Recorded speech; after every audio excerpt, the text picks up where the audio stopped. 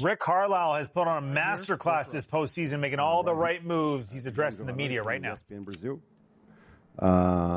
You have been in the 2011 finals as an underdog, and you guys won.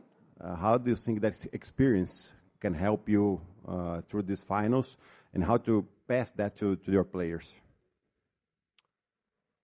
Yeah, Oklahoma City's a great team, and yeah, we're aware what's expected here, and so we've got a lot of work cut out for us. A lot of our guys have been through a lot of situations where they've been underdogs in the past, and it's simply going to come down to us being able to play our game at the best possible level. We're going to need to take care of the ball because these guys turn people over at a historic rate, and we're going to have to make some shots. Joe, up here in the front. Hey, Rick. There's been some discussion this week about this being a small market finals, and the Thunder were just up there, said some really cool stuff about what it's like to play here. You've had this long career and lived and worked in massive markets and small markets. What do you find is the charm of coaching and working in Indianapolis?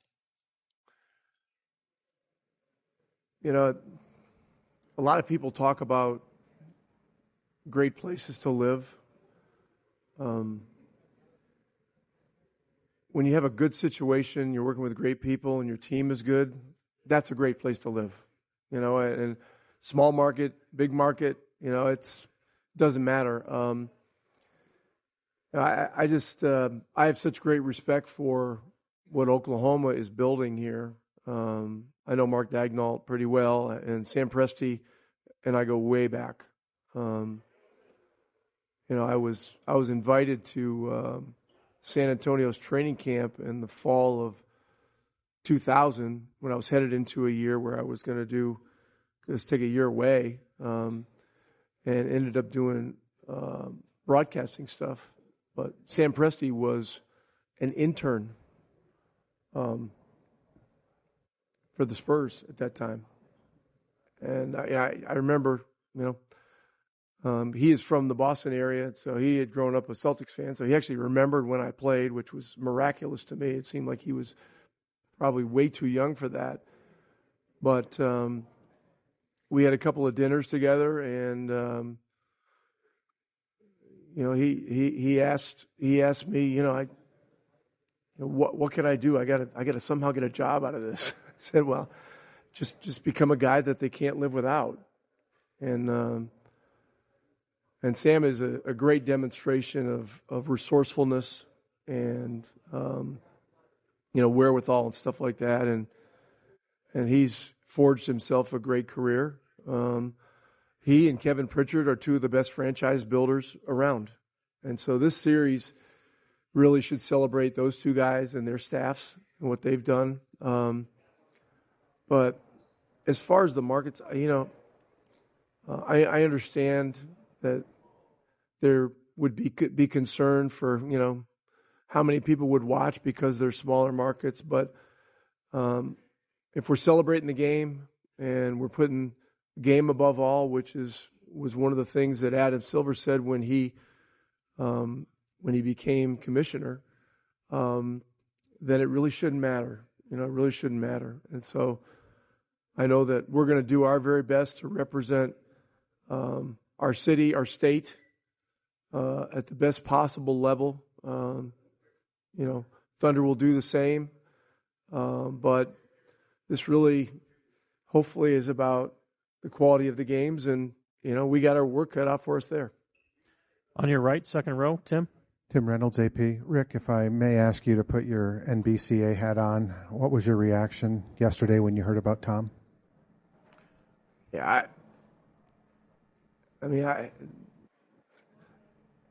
I get asked frequently about these things, and I always say shocked, you know, and then sometimes you get numb and you're not shocked, but you know, the Knicks have such a unique situation with so much attention and such a large fan base and such a worldwide following. It's one of the most difficult jobs to take. The guys that have been most successful, Red Holtzman, Pat Riley, Jeff Van Gundy, Rick Pitino had a short run, but a very effective run. And then, there were a lot of lean years, and Tibbs went in there and changed so much.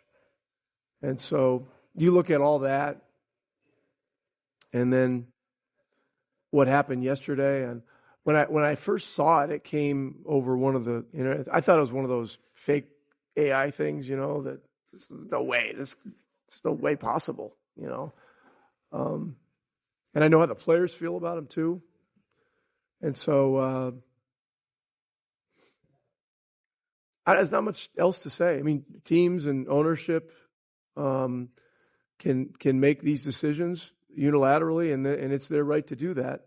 And so Tom will certainly be fine. I don't think he's going to have any problem finding his next job. It's just going to depend on when he's ready to jump back in again. But I have great respect for Tibbs. I go back with him a very long way, and so I was surprised.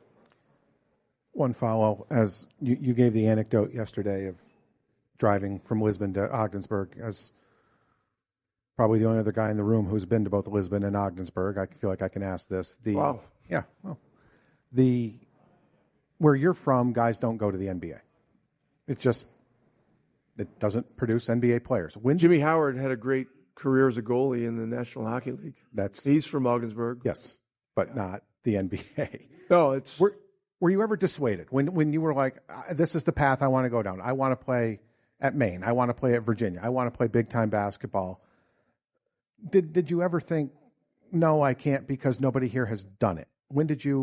How did you get past all that?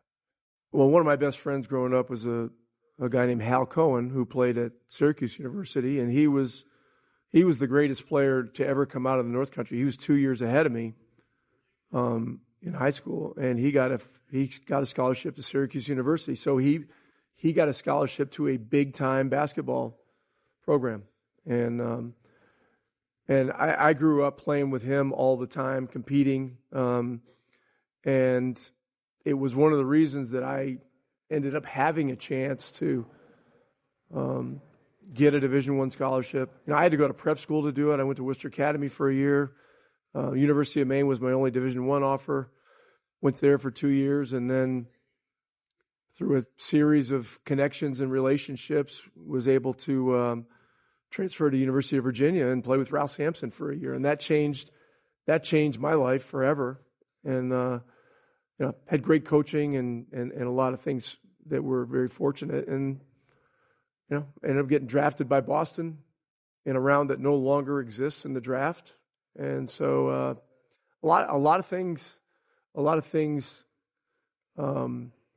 fell my way, but I worked hard too. But seeing Hal Cohen do that was something that gave a lot of people, a lot of guys in the North Country, a lot more belief about being able to go to higher levels, not just in basketball but other sports. And I think Jimmy Howard would be another example of that.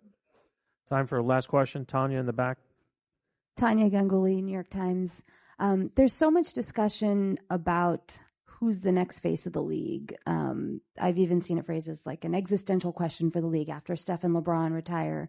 What happens? I was wondering what you think about to what degree that is imperative for the league, for the health of the league. Like, do there have to be a couple of guys that sort of the whole ecosystem revolves around?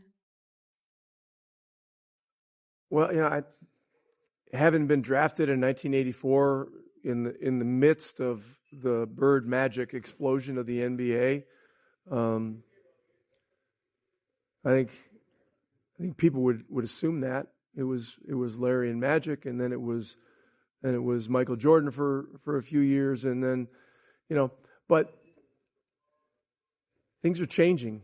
The roster construction seems to be evolving in a slightly different direction, if not a pretty significantly different direction. And it's possible that, you know, there are always going to be stars, but identifying with teams may become more of a significant thing than just the star aspect of it. You know, we'll have to see. It's such a dynamic business, and it's so quickly changing, and it can change on a moment in a moment, much like a playoff series can. But I just think the league is so healthy right now because there are so many great young players that have personality, that are such great promoters of the game simply by virtue of how they play the game, you know, with their joy, with their love. It's moving away from an isolation league to really more of a team type game. Oklahoma plays that way. We try to play that way, and so time will tell. But LeBron James and Steph Curry, I mean, those guys are still they're still the gold standard, really. I mean, they're still it, and those guys have been absolutely beyond belief. Thank you, Coach. All right, Coach Carlisle and his Indiana Pacers on some kind of run here this postseason, 4 wins away